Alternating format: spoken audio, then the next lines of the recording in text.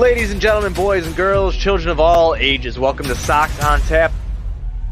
Tony, my first reaction is just, fuck yes, let's go. Sox versus Richmond. That's where it all starts. It all starts taking care of business in-house in the Central Division. That's right, I'm a meatball. You got to bring that top button swag, baby. It is always great to beat the Cubs. And I'm a homer, so I always say they're gonna. Dallas Keuchel Lansing got some beards that you should be afraid of. What everybody said when he gets out there, it's me versus the other guy, and I'm going to beat him. So I just love that mentality. It's cool and fucking tough. Steve, would you say that Tony is mad online? I would definitely say that. The White Sox winner.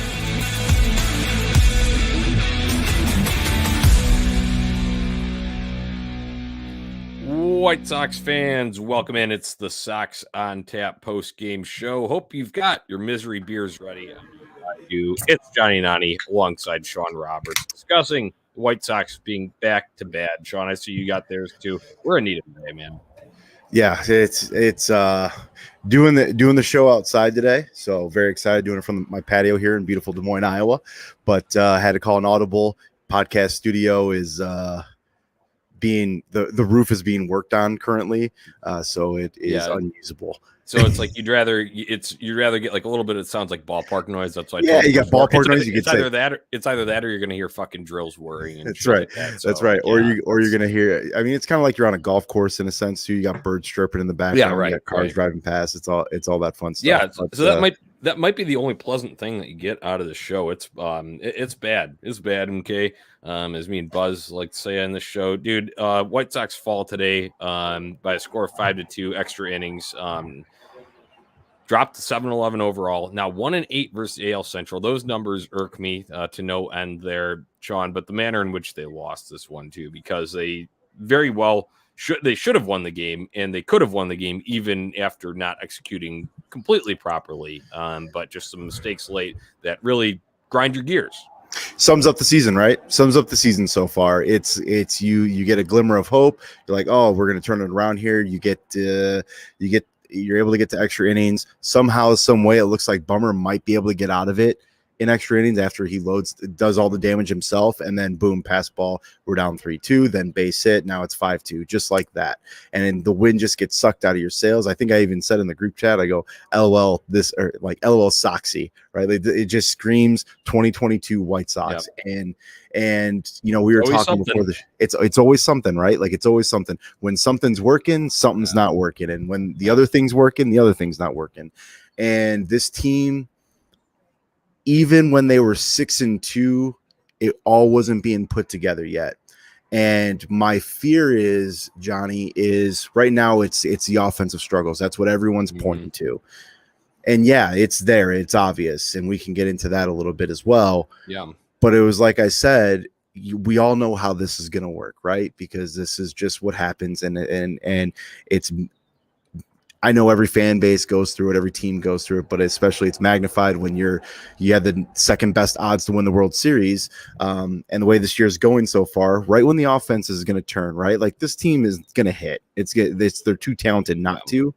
It's when the pitching is going to fall apart, right? And we're going to be playing games 9-8 all of a sudden, and we're going to be relying on our offense to make plays and to get runs, and it's just a big bag of suck right now. Yeah, it is, and that's Sean. That is perfect way to describe and wrap up like in one little just rant there, I guess. That's the perfect way to wrap up what you always tweet, and it's always something. Like we remember on Saturday when Eloy went down with the injury, we officially changed the hashtag from change the game. We got a lot of play on that one, by the way. Something. Yeah. So I mean, everyone feels it though. It sucks. Like, we're all frustrated here as White Sox fans. I want to get back to something you talked about, what was not working.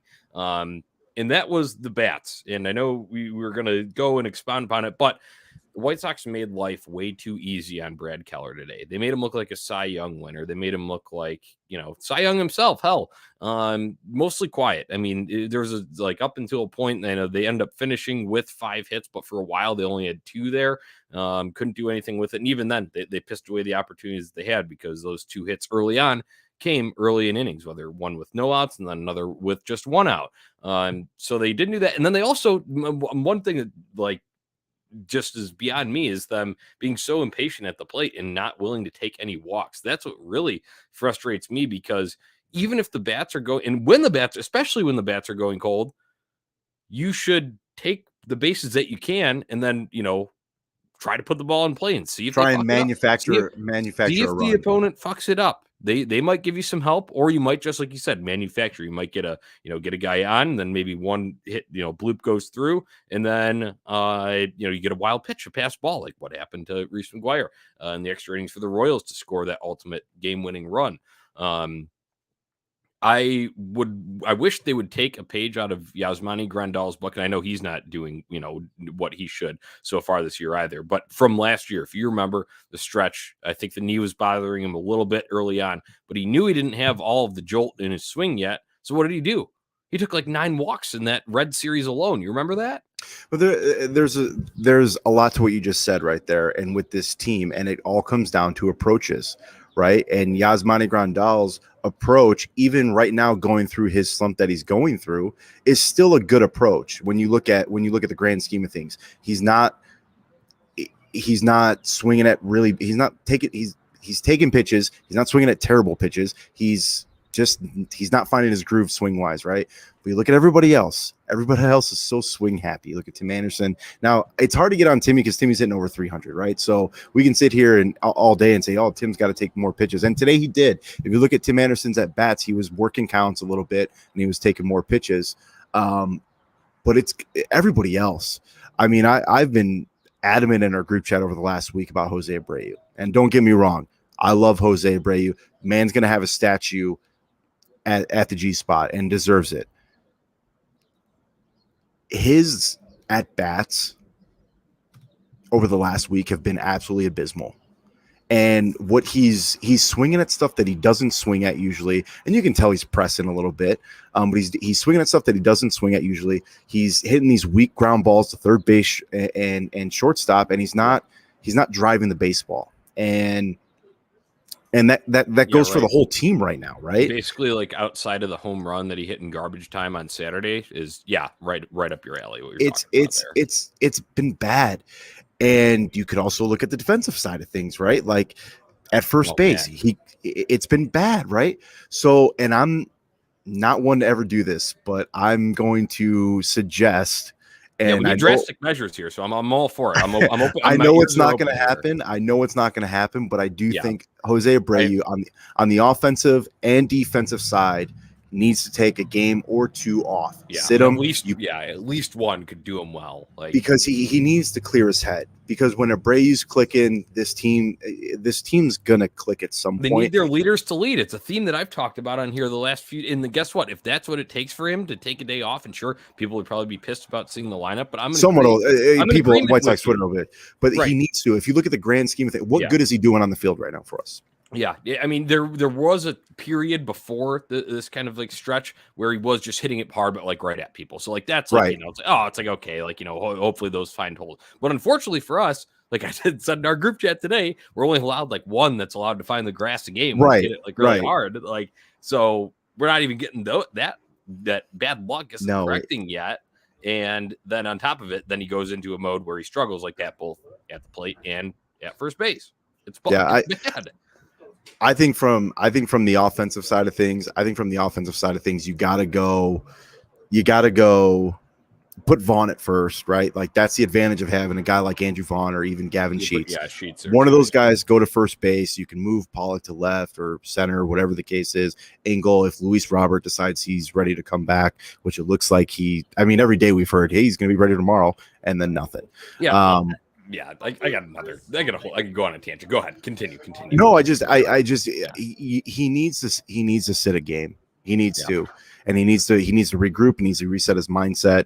And this isn't like, oh, time to get rid of Abreu. It's no, guys go through these situations, and Jose he's going through it right now. He's battling a lot of things, right? Balls aren't flying out of the ballpark like they're used to, right? Because let's be honest with ourselves. The White Sox have made some good contact. Right, it's not like it's around the league. This is not an excuse by any means, but Chris Bassett of the New York Mets, who are doing great, they're flying high on top of the world right now in the National League. He even commented and said that MLB has an issue that balls and they don't care to do anything. Reese McGuire's ball today. He hits that ball with Granted, that the was old baseballs, or wind was coming straight in on him. was it wind coming straight in there? Okay. Yes, he smoked it. It was like 105, I think or 103, 105, something like that. Jake Berger's ball the other night, right? Gets caught at the track. Like there's weird things happening. So I'm not gonna. It's not like they're not making some serious contact, because that's what everyone always tweets about. Those are the graphics that are always posted. Is look at all the exit velos, and they're just not finding holes right now, and that's part of the game. But when you're struggling as much as the Sox are, like that stuff gets magnified. I look at the approaches at the plate, and the approaches at the plate have been abysmal. But outside of maybe Anderson a little bit and Grandal, they've been terrible. And Andrew Vaughn, I don't want to forget Andrew Vaughn, because he's been their offense. But they've been abysmal. That needs to change. And I'm very big into I don't like to follow trends and stats and stuff like that, but I finally agree with people. Like they need to start taking some walks, or try to work.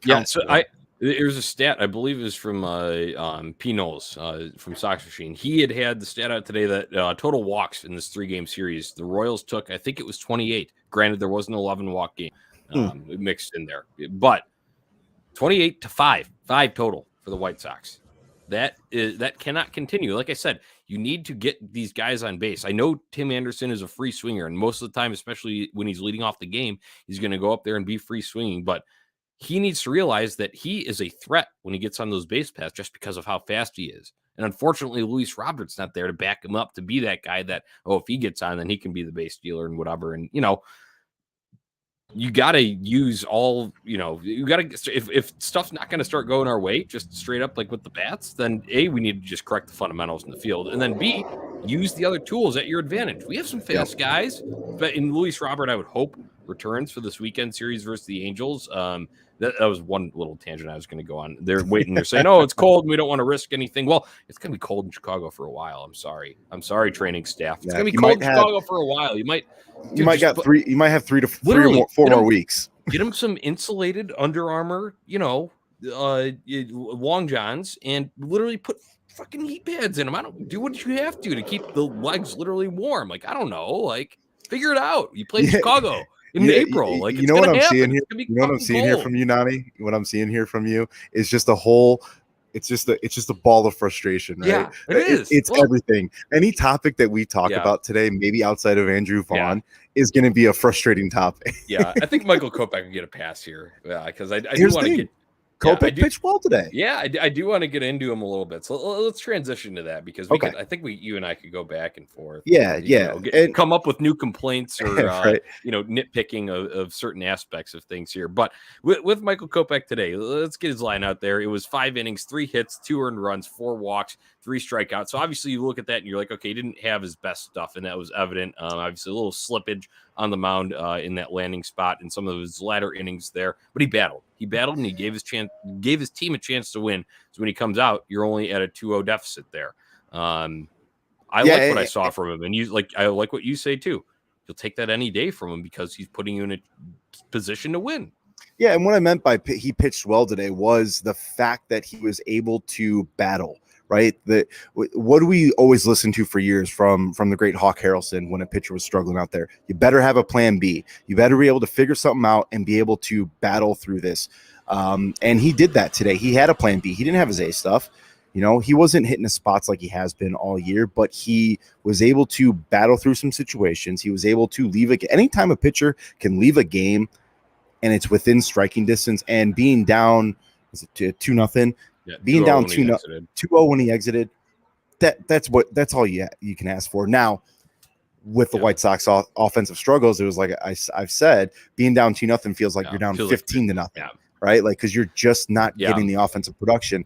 And I've been saying this like with guys like Dylan Cease in Cleveland, right? When you're not scoring runs, you sometimes force yourself to make the perfect pitch. And when you force yourself to make the perfect pitch, you're not going to pitch well. You're going to miss your spots all over the place. You're not going to be able to pitch the way you normally do. You have to be able to go out there and throw the baseball with confidence. And sometimes gotta let it ride, especially when you have the stuff, right? And when you know that you can't give up a run, I mean, it's like life and death in your brain every pitch. Or you feel like you can't. You can't. Or you feel like you can't let them make contact, right? Because your defense is going to let you down. Dallas Keuchel battled it the other night. I thought Dallas Keuchel pitched okay the other night, but it shouldn't be that way. But it plays into the psyche. I totally get what you're saying. And that's what baseball is. It's people weren't lying when it's a mental game, man. Yeah. It really is. Talk about, dude, someone who had a rough day mentally today. I do want to get into a few other guys there because there are actually a few okay positives that we can take away, especially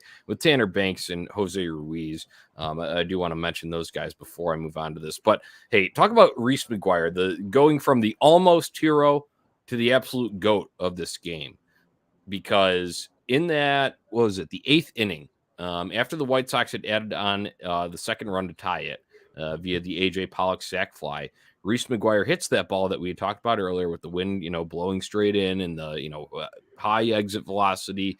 If that goes over the wall, and it looked like, everybody in the ballpark thought he did. You heard the reaction. I thought it was gone. I thought it was too. I thought it was. When you heard the contact off the bat, and then when you saw the line that it was on, you're like, that's a pretty good trajectory. If he got under it a little bit more, I probably would have thought, okay, that might have might be on the border. But when he first hit it, I thought for sure gone. But guess what? It pulls up. That's once again playing in rough conditions early on in the season in the Midwest.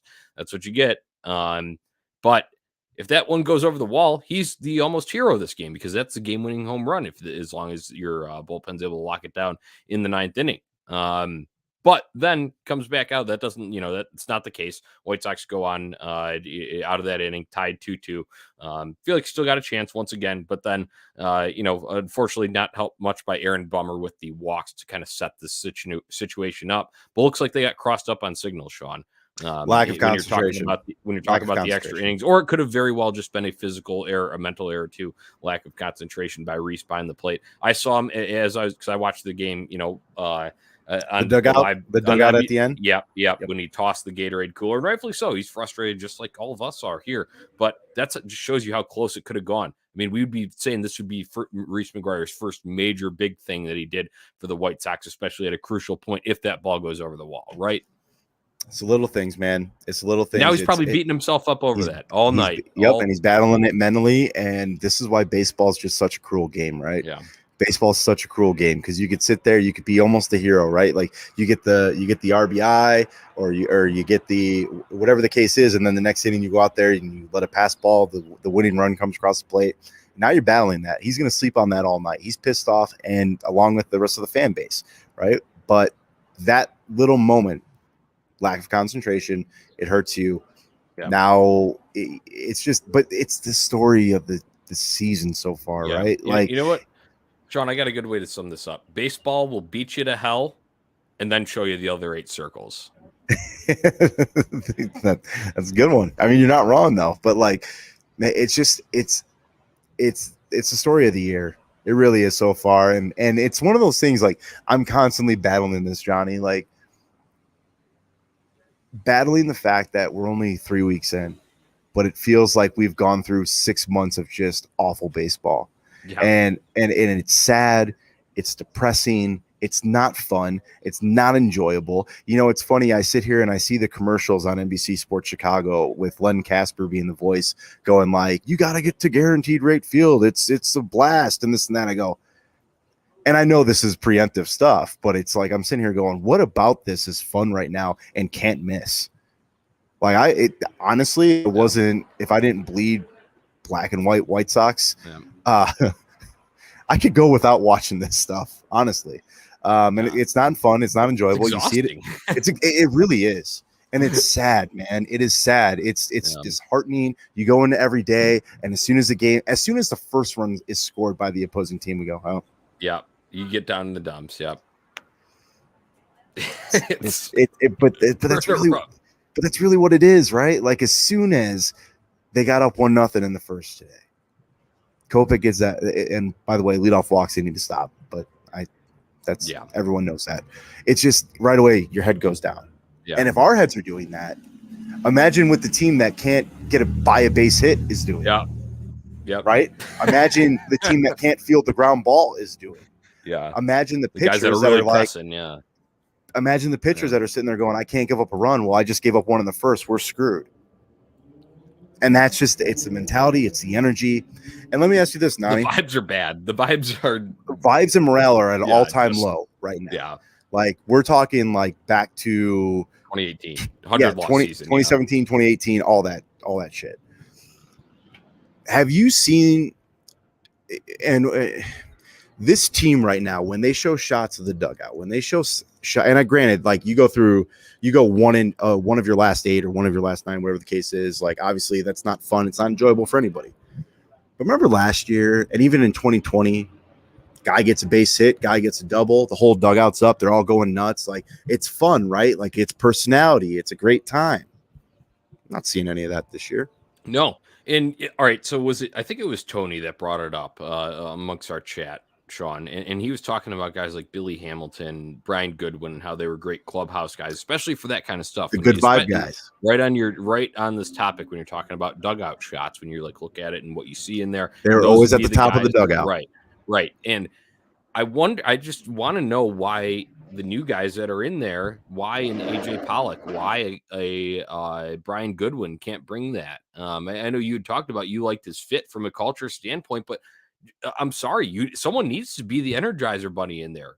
I don't care that you're batting like below 100 right now, Josh Harrison. Beat the fucking drum. Let's go. He was all excited to get here. He was all excited to be a part of Timmy should just shed it, man. Just shed the last week of errors, because guess what? He's been clean for the last couple of games now here, so that should at least performance-wise get some physical confidence back, and you get the mental side of it back in too. Get these guys riled up. It's going to be a Friday night, Sean. I know we'll get to the next game preview, but I'm going to be out there. I'm going to be slamming beers in Lot B before the game, and I know, like you said, it's like, oh, what's can't miss about this? Well, I want it to be can't miss again, and I think Josh Harrison can lead that charge. They really can. I really do believe in it. You got to have it. And obviously, we can sit here and go like, oh, Eloy's so important to that clubhouse and this and that. Well, guess what? He was gone for 4 or 5 months last year, right? Like, he wasn't there. So to sit here and be like, oh, well, he makes it lighthearted. Okay, well, he's not there again for an extended period of time. You know, it's just I've felt this way when the rushed spring training happened, that something was off about not only this group, but the game in general. And then we get into the season and just there's something not there. And it's not fun, man. If you go back, if you're a Sox on Tap listener, just scroll down in the history of our past episodes, and you'll go and see one that says there's an episode title right before the season starts that says "Feeling Uneasy?" about the White Sox. So we did. Can't say we didn't warn you. I mean, a little bit. We felt there was something happening. That was before the Pollock acquisition, but I will say that it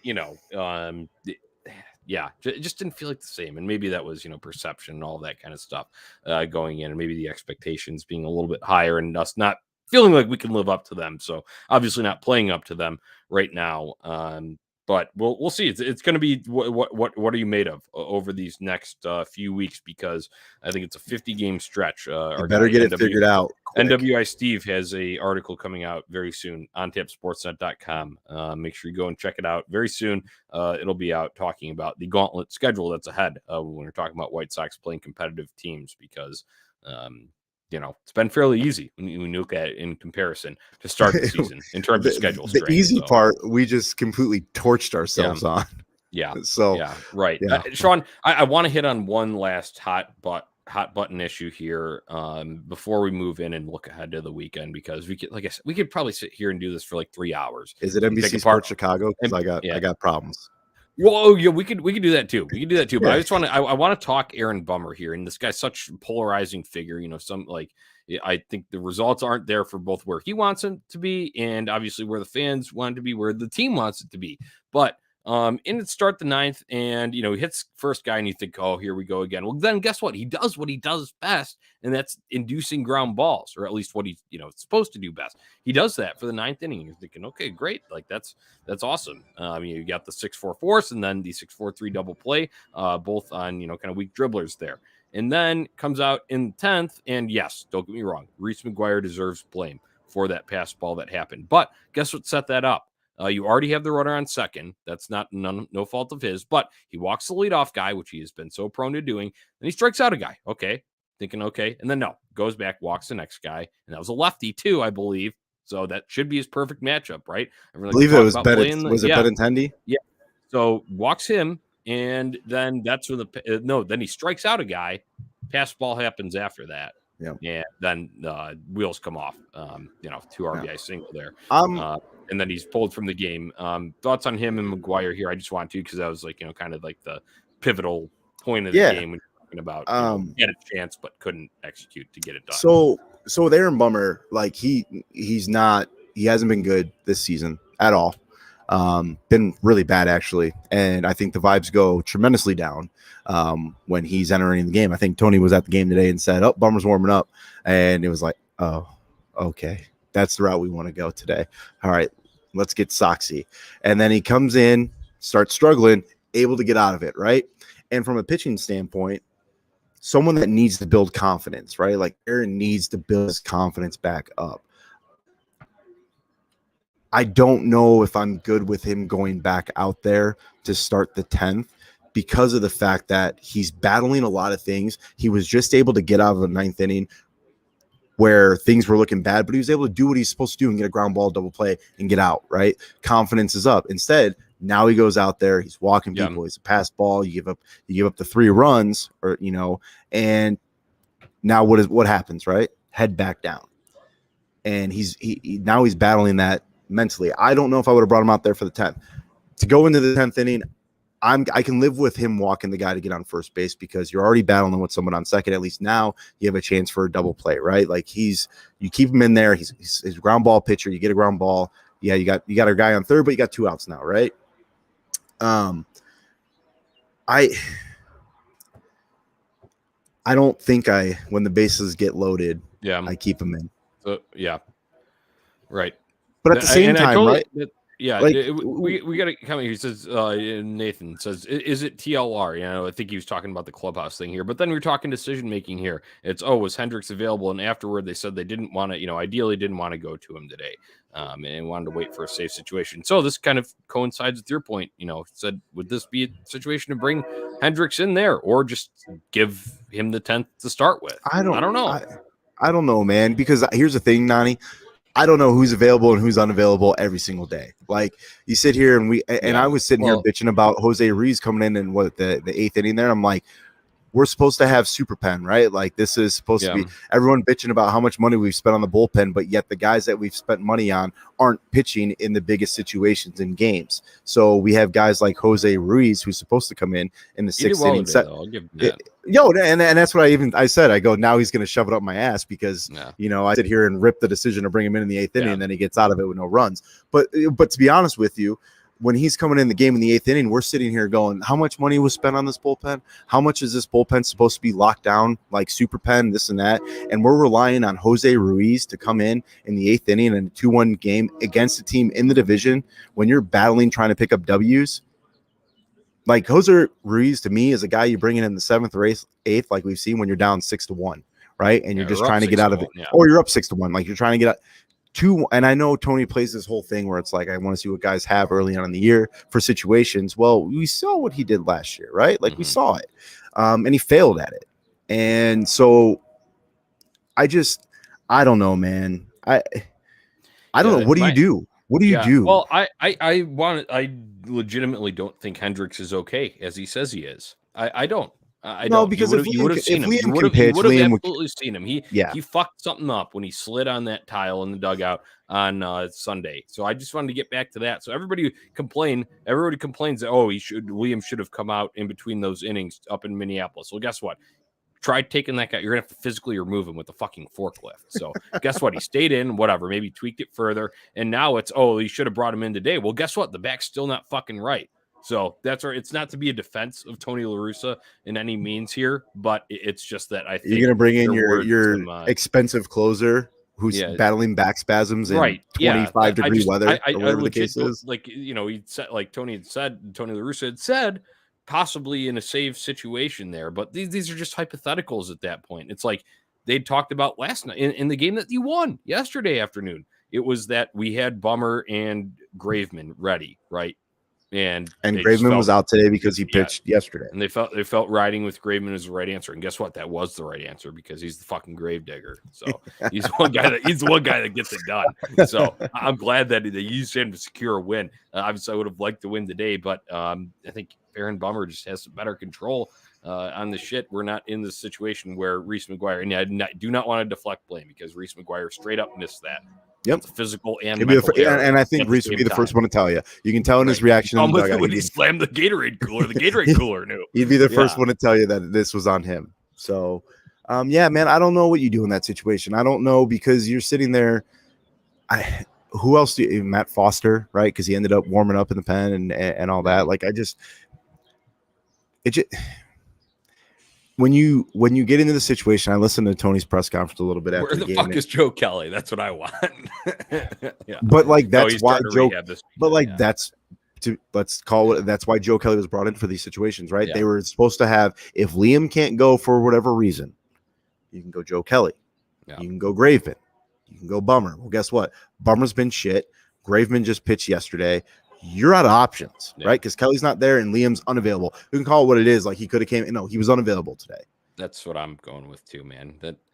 Because if you have a tie game in the 9th inning, guess who's coming out to fucking pitch? Dude, I sleep wrong on my back and I can't fucking do things for like 3 days. But you know what I mean? You know what I mean, Nani? Like you have in July, you have a tie game in the 9th inning or going into the 9th inning. Who's coming in to pitch? It's gonna be Liam Hendricks. It's not gonna be Aaron Bummer. Like, you know what I mean? Yeah. So, like, he was unavailable today. You could sell it however you want, just like we've been sold. Luis Roberts going to play tomorrow. He's probably not playing till Sunday. They can keep telling us all they want, but it's just a big bag of suck. It sucks because we're sitting here. We have yet to see this team play 162 healthy. We've yet to see this core play 162 healthy. Every day, and every day it's fucking something. Every day it's fucking something. You have pitchers going on the IL. You have them coming off the IL. Then you have position players going on the IL. Like core players, like guys that matter to this team. You're not getting the 26 guy going down and you got to bring somebody up. You know, we don't have that luxury. Our luxury is okay, well, our 4 hitters out, our number 2 hitters out, our big acquisition from the Dodgers is out, our closers out, our setup guys out, our ace was out for 2 weeks. Like it's always something. So I think it's more, I get frustrated. Like, how do the White Sox not prepare for this stuff? It always happens. Like, prepare for it. And it goes to the picture that's always out there, right? Kenny's way of thinking is just always try and stay healthy. Yeah, it's just healthy. And we fail at it every season. So why haven't we learned? Why haven't we learned from it? Yeah, well, I mean, that would require spending above that. Well, probably that's a whole different podcast. Threshold to really, really supplement yourself properly, like a team like the LA Dodgers does. So yeah, and that's a whole different. That's a whole different episode. We could go down rabbit holes for years here, but I want to, as we're transitioning through, because we do got to talk about this upcoming series, the 4-game set, big one starting this weekend with the Angels. But I want to point out comment from Sockside Mike. We love anybody that comes here, comments, return listeners, new listeners, anyone. But Sockside Mike, great follower listener, says we were 99 through the first 18 last year. This time around, all the losses are coming at once because we started hot. Yes, that's a good point. I'll bring it back up here. That's a good point when you're looking overall, because think about it. What's part of just giving away a little bit of NWI Steve's article that's coming out. If they do right the ship and they do play well over this next tough stretch that they have against competitive teams, then guess what? It looks like a blip in the radar, right? And it looks like just like a bad stretch that happened early on. We can it'll not, I wouldn't say ancient memory, but it'll be distant memory come August, right? Well, and that's what I've been, and that's, listen, I love the positivity out of that comment there, because that's what I've been battling this entire time. Like this entire time, the last week and a half that it's only been like a week and a half, right? And we're sitting here acting like the world's ending. But I think it's because, one, we're Sox fans and we think the worst of everything. And then on top of it, you sit there and it's because it looks so bad, right? And everybody, from my boy Mike G. Says there's no energy from anyone on this team. Coaches, position players, pitchers, even Benetti and Stone are talking about the cold instead of being critical. Yes, Yeah, and that goes to what we were just talking about a little bit ago. There's no energy. And it's the one thing that like I loved about this team, that I loved about this core when it was put together. And even before, obviously everyone criticized, oh, Tony's there now, they're not going to have fun. Bullshit. They had fun last year. Look at all the damn promo videos that get put out there. They had a great time in the dugout. They were having a blast. That is the one huge difference that I've noticed in this team this year. I noticed it in spring training. Yeah, there's nothing there. I want to get one comment. Usually a guy that should be an emotional leader, Liam Hendricks. And I understand this. Don't get me wrong. He says the injuries have taken an emotional toll on guys.